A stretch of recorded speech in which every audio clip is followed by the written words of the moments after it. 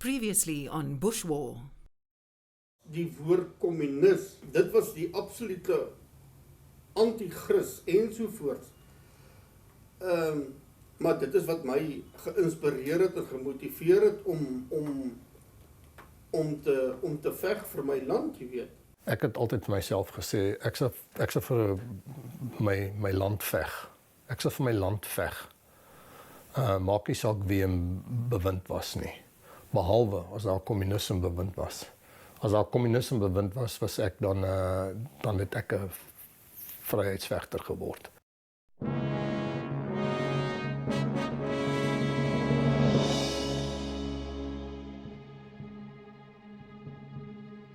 From the late 60s onward, there was a red under every bed in white South Africa. Expressions like the communist threat and rooi gevaar, red peril, became part of the lexicon. For those who found Russian equipment and propaganda in camps in Angola and northern Namibia, it was a harsh reality. The enemy was sponsored by the Soviet Union and Cuba, and in the heat of battle they could lose their lives to a bullet from a Russian weapon. At home, publications circulated with titles like The True Nature of Communism, published by the Commission to Counter Social Evils of the Synod of the Dutch Reformed Church. The chapter headings alone speak volumes. Innocent Appearance of Communism. Stirring up class hatred and class struggle. Revolution, the main aim. Black Republic. The urge to destroy. On a lighter note, many a soldier whiled away the idle hours with stories like Tessa and Grensvechter, in which the bad guys were communists, Russian agents and Cubans. Natal 1979. Rocco de Wet, bekend as die grensvegter en Karen Berkeman, wat soms werk as spioen doen, ontspan. Hulle ken mekaar al 2 jaar lank. Soms is die gesprek lig, ander kere ernstiger soos nou. Dis waar, Rocco. Die Oost-Duitsers begin hulle sterk vestig in sekere swart state. Ek weet, ek het baie met hulle te doen gehad. Hulle is baie gevaarliker as die Kubane. Slimmer, gedigter, sommer net alles. Natuurlik, Moskou weet hoe om sy kaarte te speel. Cuba se bydra tot ondermyning in Afrika het sy perk bereik. Nou moet Rusland 'n ander pion gebruik. In die geval is dit Oost-Duitsland. Kom sit, Rocco. Ons het mekaar lanklaas gesien. En hier, ons is alleen. Kom dans, Rocco. Hierdie aand is onsin. Graag. En jy moet my beloof. Wat? As dit swaar met jou gaan in Angola, dink aan my. Dink aan hierdie aand. Onthou, daar is iemand wat ook aan jou dink. Verlang. Vir jou bid. Dit beloof ek, want dit is maklik. O, Rocco, jy moet veilig terugkeer. Jy moenie so baie waag nie. Beloof jy dit ook? Ek is nooit onversigtig nie.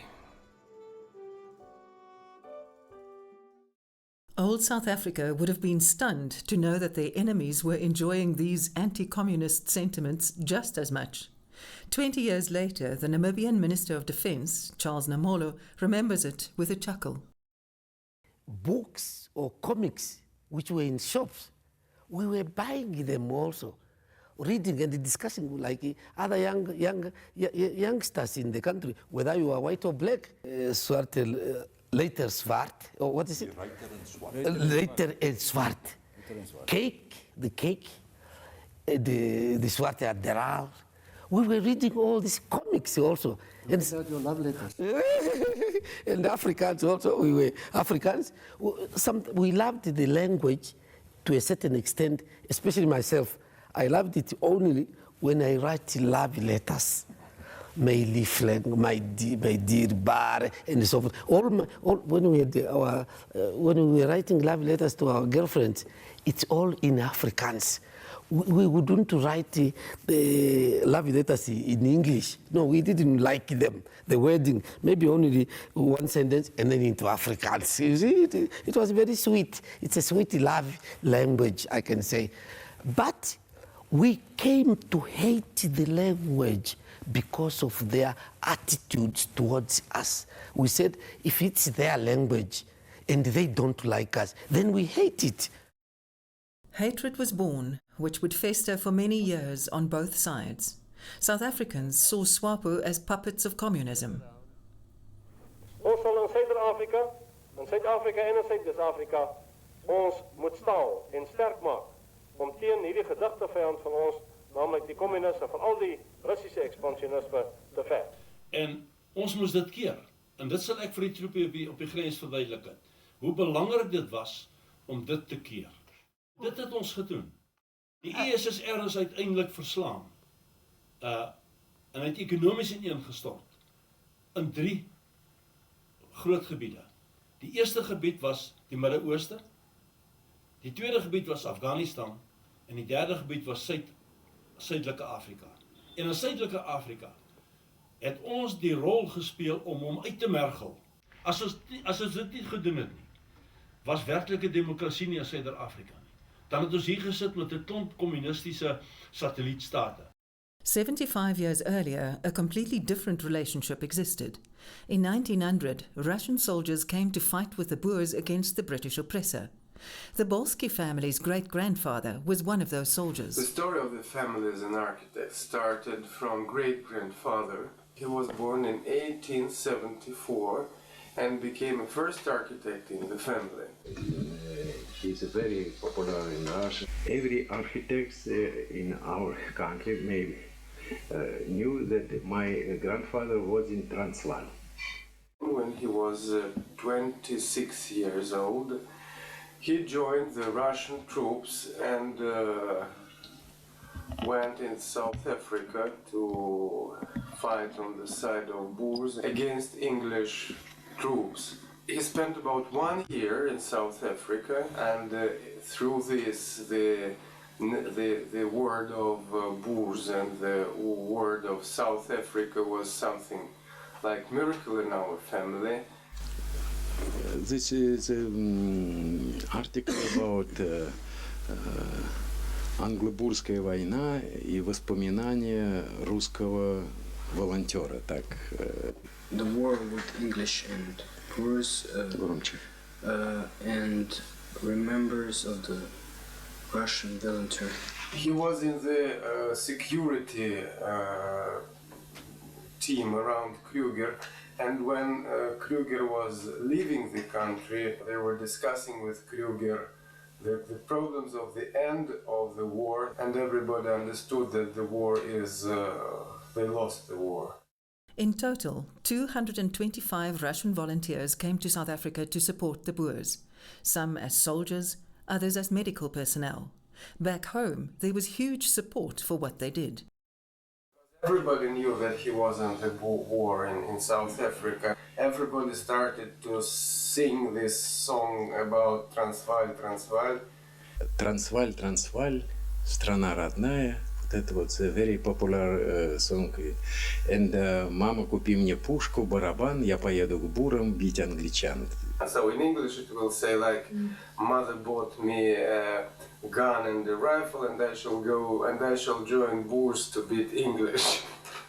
He always underlined that when he tell about his involvement in Boers war, everybody was very excited and started to support him and started to sing songs, and that it was very sensitive somewhere in the spirit of Russians who remembered the times of the beginning of the century of this war. The sympathy between Afrikaners and Russians remained intact throughout the first decades of the 20th century. Even communism, later such a swear word, had strong appeal. That was clear during the workers' demonstrations of 1922. In 1922 was daar reeds meer Afrikaner werkers, of veral in die myne, as Engelssprekende, ek praat nou van wit werkers. En dis baie goed bekend dat daar hierdie beroemde mars in 1922 was, waar onder leiding van Afrikaner werkers daar aktief gesê is, ons beywer ons vir 'n kommunistiese bestel, ten einde, jy weet, ons situasie te verbeter. In the Second World War, South African soldiers fought with the Soviet Union and other Allied nations, among them Britain, against Hitler's Germany. Ordinary members of the public organized drives like giving blood specifically for Russian soldiers. But a large number of people, especially Afrikaners, were strongly against cooperation with the British, whom they still regarded as the enemy of a short 40 years earlier. Ons moet een ding onthou van die 40er jare. Stalin en die Russe het saam met die geallieerdes geveg teen Hitler, né?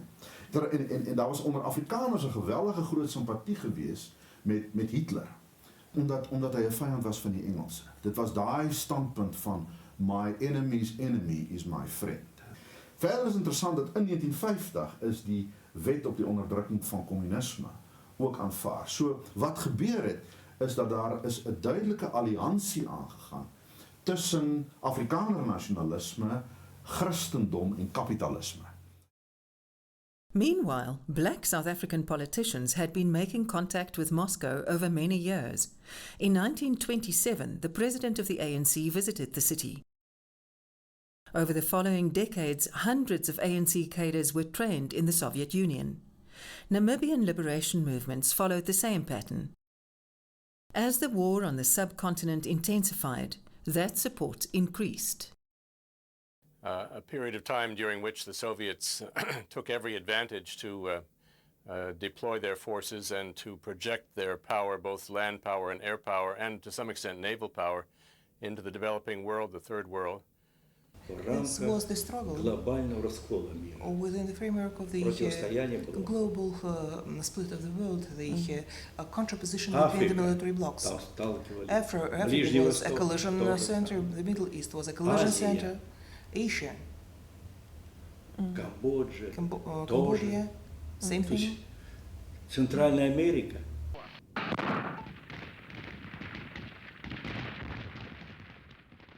This international power game would change the lives of thousands of ordinary soldiers in Russia, South Africa, Cuba, Angola, and Namibia forever over the next couple of decades. The big picture was not always clear when you were staring down the barrel of a gun. At the time, SWAPO used neighbouring African states as bases and launching pads for attacks into Namibia.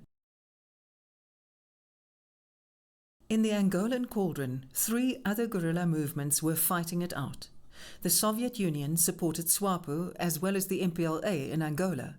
South Africa, in its turn, supported UNITA and the FNLA. Soviet soldiers were deployed as advisors in Angola from the mid-70s until the late 80s. Because if not we, Americans could be there. That is all. Because practically all the time, the great states, great powers, yes, they have their own conflict between each other. Anyway, war is war. It was big politics. This is what was used by the South Africans, that those are communists. They are surrogates of the Russians, surrogates of the China, surrogates of communists, what, everything, just to discredit our endeavor to liberate ourselves. And it is not that we wanted only to go to the communist or socialist countries, because they were willing to help us. If you can't help us, we go to those who are willing to help us. Speaking about the puppet, why puppet? We were soldiers. And South Africans were also soldiers. We were a military part of that politics, instrument of that politics. Not only soldiers were instruments of politics. At that time, Angola was supported by the Soviet Union, and it got all the armament, practically all the armament from the Soviet Union and of course from the socialist countries. I saw the armament from German Democratic Republic, from Bulgaria, from Czechoslovakia. But at the same time, when we fought against the UNITA and South Africa, we captured, for example, in their bases, for example, after the battles, we captured Chinese, Israel, and American, of course, Belgian rifles and machine guns and so on, so everything. The weapons were delivered and utilized. The soldiers had to look after themselves. The Soviets had to report to the High Command, and the High Command told her, listen, you need to stay there, you must stay there with Angolan troops, but take care of your security. In what way to take care of our security, we didn't know, but take care of your security, but you just stay with Angolan troops. Security in a war zone like Angola in those years was not something you could count on. Being wounded or captured was a daily possibility. During Operation Protea in 1981, the capture of a Soviet sergeant major made headlines. Here's how the SADF reported it. Hy het terugbeweeg na die peloton toe om aan te sluit by hulle en om te onttrek na sy tydelike basis toe. En tydens die terugbeweging is daar op hulle gevuur vanaf skuins agter hulle. Hulle het omgedraai en die vuur beantwoord en op die daaropvolgende deursoeking het hulle toe hierdie lewendige rus plus die dooies daar gekry. According to the Institute of African Studies in Moscow, Nikolai now farms in rural Russia. If I didn't want to go to Africa, or anybody of my friends who didn't want to go to Africa, they could have written a report, I don't want to go. And he would not go. That's it, problem is solved. We have to understand any military is an instrument which sometimes participate in combat actions. We cannot escape that. And if a parent of South African soldier who has died while fighting Namibians trained by me, I would have answered, I think, the same way. He's a soldier. Soldiers are dying sometimes in battle. What to do? We are paid for that. We were taught and we were instructed to help our brothers in order to gain their independence, in order to have their country flourishing and so on, in order to repel all the attacks of the international imperialism and so on. Namibians, people who lived there thousands of years, they wanted to live there the way they wanted. They have their right to struggle for the way they wanted to live. Many of them really wanted to get this help from us, you see, and so, as you say, I identify myself with those purposes. Of course, we are identified. They were comrades in arms. They were always ready to sacrifice with us, and the little they had to share with us. So they were real comrades, and they will teach you how to survive under very difficult circumstances. They have the right to apply to anybody to help them to be trained. If we didn't come there to train them, definitely the vacuum would be filled by somebody else who is more bloodthirsty than the Soviet officer. We didn't tell them to cut throats of the victims. Never, never, ever.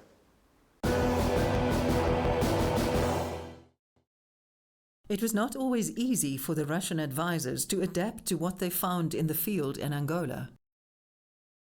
I don't want to offend Angolan soldiers now. Some of them had nothing, neither skills nor wish to struggle, just to eat, to drink, to dance, and nothing more. They say that the SWAPO cadres were different. I enjoyed the moment when I could distinguish immediately. This is SWAPO soldier, this is Angolan soldier.